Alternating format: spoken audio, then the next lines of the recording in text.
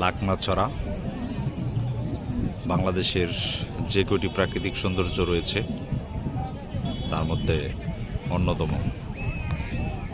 এই প্রাকৃতিক সৌন্দর্যটি দেখার জন্য প্রতি বছর হাজার হাজার মানুষ 7 সমুদ্র 13 নদী পাড়ি দিয়ে তারপরে এখানে আসে।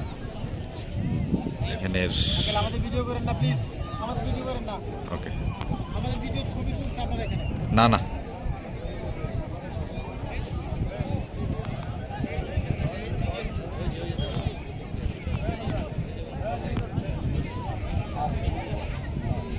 প্রতি বছর হাজার হাজার পর্যটক এই সৌন্দর্যটি উপভোগ করতে আসে।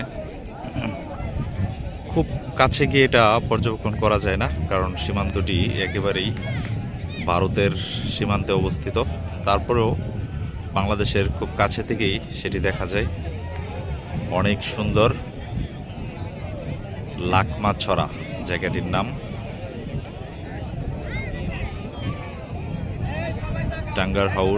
টাঙ্গার হাওরের সুদীর্ঘ পথ পাড়ি দিয়ে তারপরে আসতে হয় সুনামগঞ্জের টেকের ঘাট।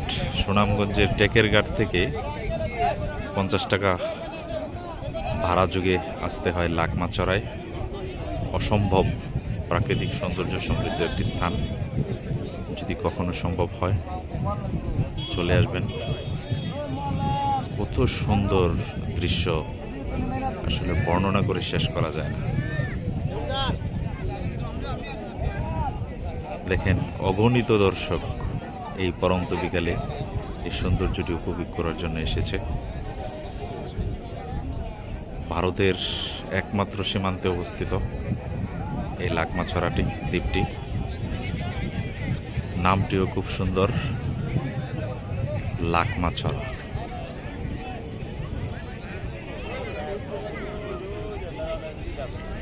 যতদূর চোখ যায় শুধু সুন্দর আর সুন্দর আর সুন্দর।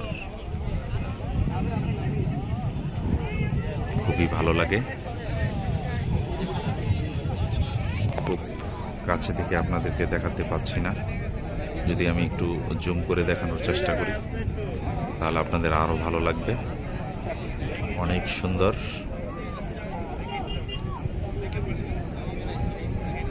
দেখেন, এখন আরো ভালো লাগছে। আমি একটু জুম করে দেখানোর চেষ্টা করতেছি।